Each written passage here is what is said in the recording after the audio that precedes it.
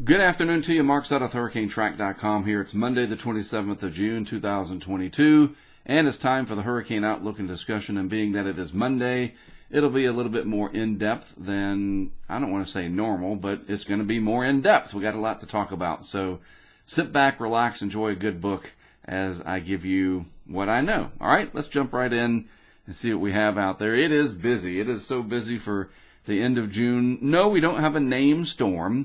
But it is really busy out there. We're not supposed to have two areas of interest out here in the deep tropics at the end of June. That is a very rare occurrence. Then we have this area up here off the coast of Louisiana that bears watching. But I'm going to tell you something. The satellite imagery, which we're going to get to in just a little bit, really tells the story. It really does. But first of all, 20% chance for this one in the next 5 days, 90% for Invest 94L. This one's probably on its way to becoming an Invest before all is said and done. It would be 95L unless this one becomes 95L first. It's busy out there, that is for sure.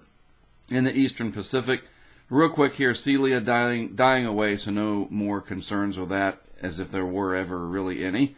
And then a new system down here trying to get going, but only a 3 in 10 shot at developing at all down the road.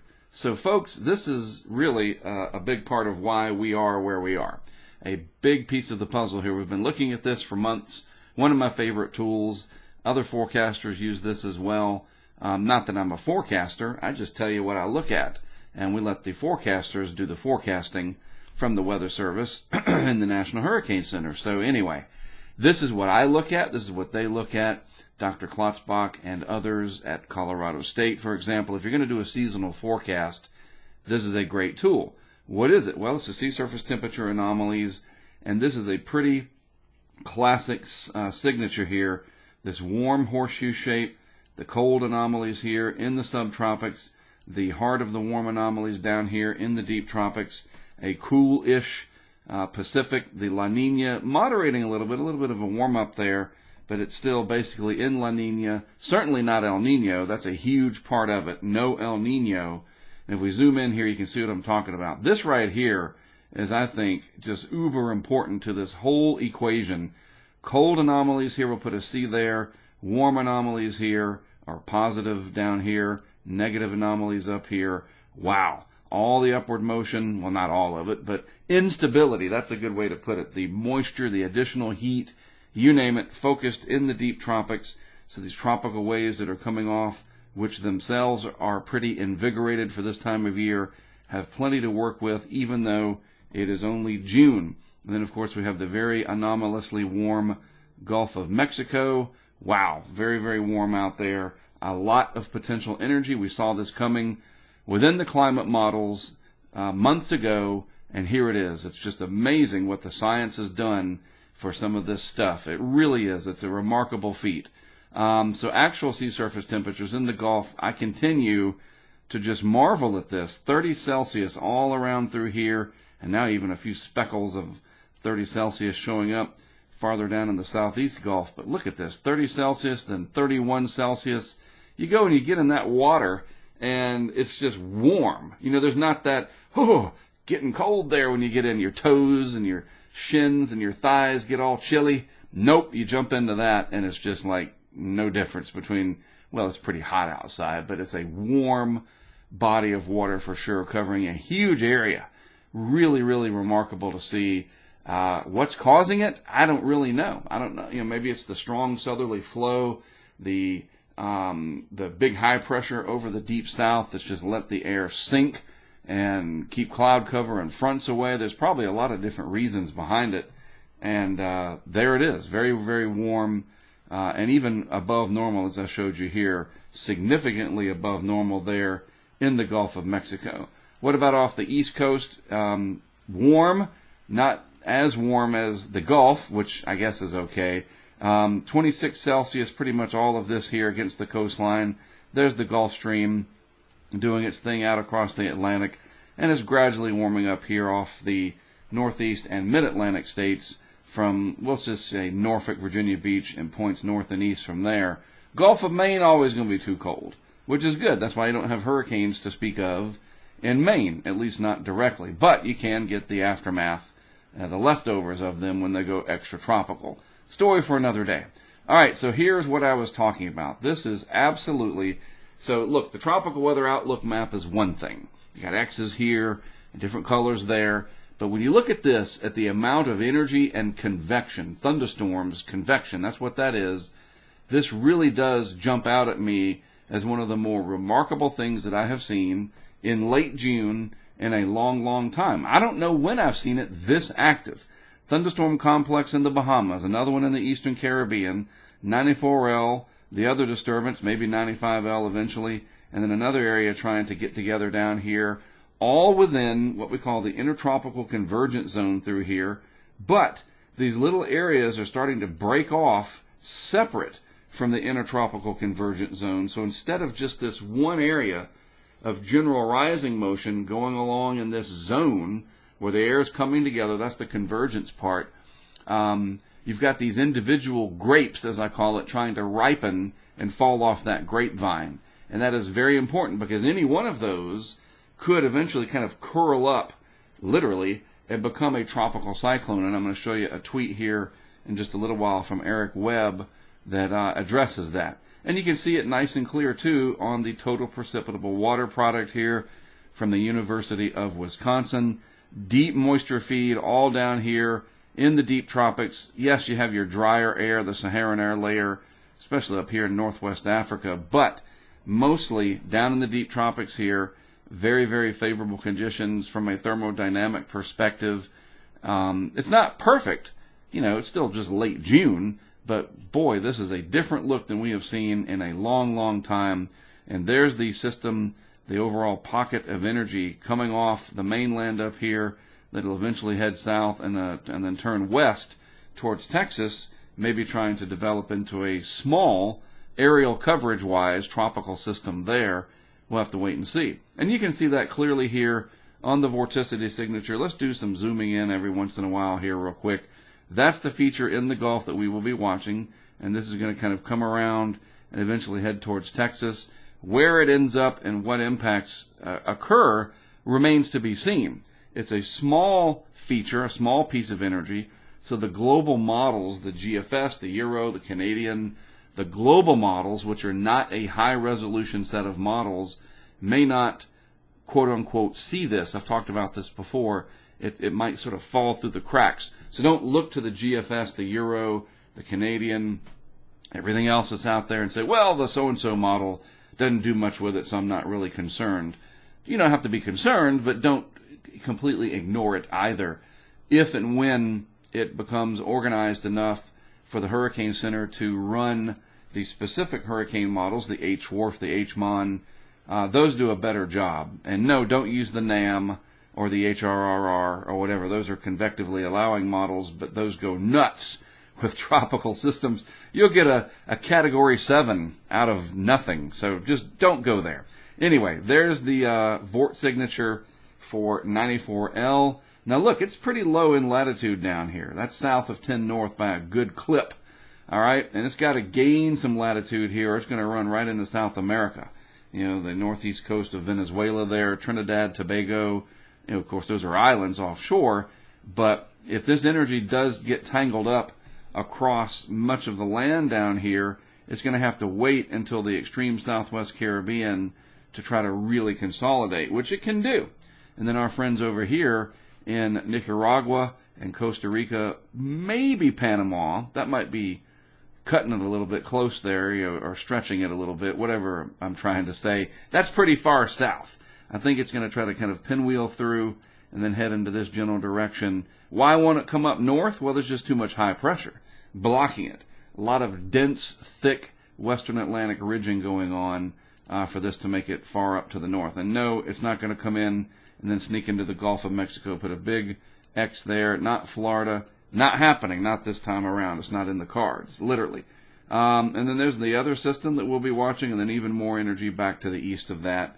All of that showing up in the vorticity signature. Very easy to see. And look, all that energy I talked about in the mid-latitudes, look how far north it is now. There's a few pieces of impulses here and there, but the really vigorous stuff is way up north now, and that'll continue to be the case as we get into July and beyond. All right, here's the tweet from Eric. Yes, the ITCZ breakdown in late June over the eastern tropical Atlantic. Let's look at the picture here that he tweeted, that he's talking about. One system, that's 94, maybe 95 to be. Another system here south of the big old area of high pressure up to the north. That's not supposed to happen this early in the season, where these things break off individually and start to march across the Atlantic basin. Very interesting. Now, it's not all, I don't want to say bad news. I mean, if you look at this as bad news and doom and gloom, maybe don't pay attention. Seriously, I'm not trying to do that. I'm just telling you what's happening, and how you interpret it and what you do with the information, I guess that's up to you and whatever's going on in your life.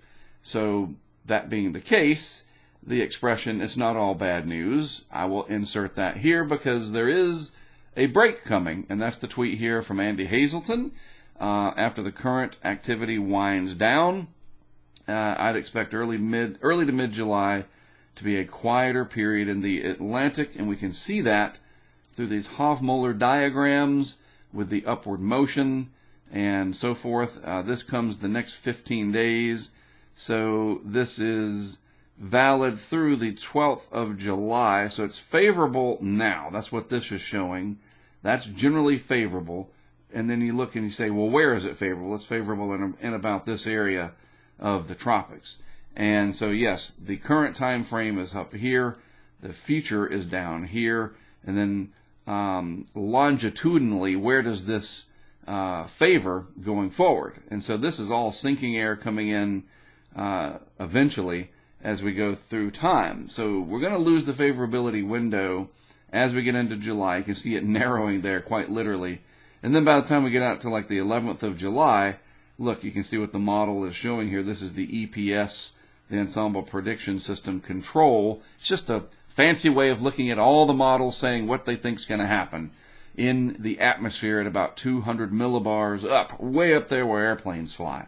And so once we get into July, we should see more sinking motion all across the Atlantic basin. And so this current period of activity should start to wane away. And we can see that too reflected in the zonal wind anomalies.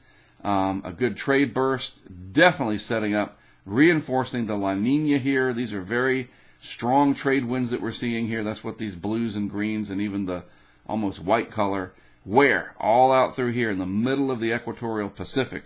And then in the Atlantic, we're experiencing a period of anomalous sort of easterly flow, or westerly flow, normally from the east. But that'll change. We'll get some trades resuming in the Atlantic, but nothing like what we're seeing in the Pacific. I know this diagram is hard to understand, but once you figure it out, it's like amazing. You can just look at it and go, oh, I know what that means. All right, no models. Speaking of models, they're not going to show you the GFS, the Canadian, or what. Why? We don't have a name. We don't have a vortex yet. We don't. So I'm going to show you this, the plan of the day. This is important because the NOAA Hurricane Hunter aircraft, I believe it is a P3 Orion or something like that. That's headed out there. Now, it's already out there as I'm recording this. And they're checking things out. Once we get, and assuming we get, a low-level vortex, a closed rotary circulation, a depression, then the models do better at picking up what's there instead of them saying, I think it's going to be here or there or whatever. It's just like whack-a-mole. I mean, it's not that bad, but really, why look at all the different models when I can wrap this video up here in just a minute by telling you, let's let them do their job. We'll hear more later in the day from the National Hurricane Center.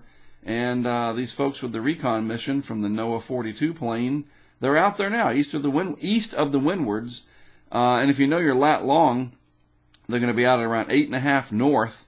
I mean, geez, that's only 8.5 degrees latitude north of the equator. Wow, that's got to be close to a record as far south that they have been. Somebody out there probably knows that. What's the farthest south that an invest has ever taken place, latitude-wise? Interesting. And how about east? 51 east.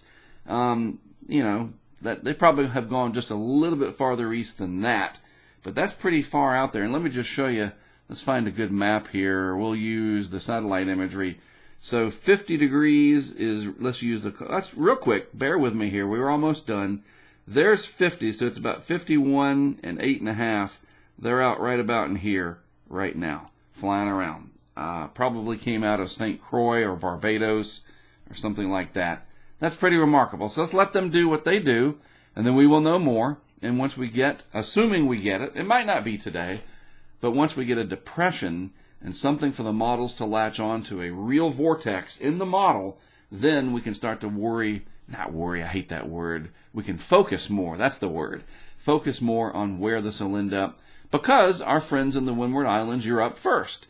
And at the very least, certainly you know you're going to get some squally conditions. But beyond that, what to expect? Let's revisit that starting tomorrow morning. All right? All right. Speaking of tomorrow morning, I will put the What's Up in the Tropics first. And then tomorrow afternoon, actually I'm traveling tomorrow, so just a morning update tomorrow. And I'll cover it. I try to keep it really short, but I'll cover what I need to cover. And we'll know a lot more by tomorrow. And then again on Wednesday, once I get to where I am going, we'll continue on with this. But we got a lot to watch. An active end to the month of June in the tropics. It's just wow. And we'll see where things lead. At least nothing out there right now is too pressing. And hopefully it can remain that way. But we'll watch it. All right, don't forget, I'm on YouTube. That's probably where you're watching this, most of you anyway. I appreciate the growth we have experienced as of the last few weeks. It's awesome. Don't forget to like the video, the little thumb thing or whatever, thumbs up. And if you don't like it, that's fine too. I can handle it. Share with your friends, neighbors, colleagues, whatever, and subscribe. Yeah, become a part of this for our future. And hit the notification button. I think I covered all the requests from me to you. And the final one, have a great rest of your Monday. Thanks for giving me a part of your day. I'm Mark Setheth for Hurricane Track. I'll be back with more for you tomorrow morning.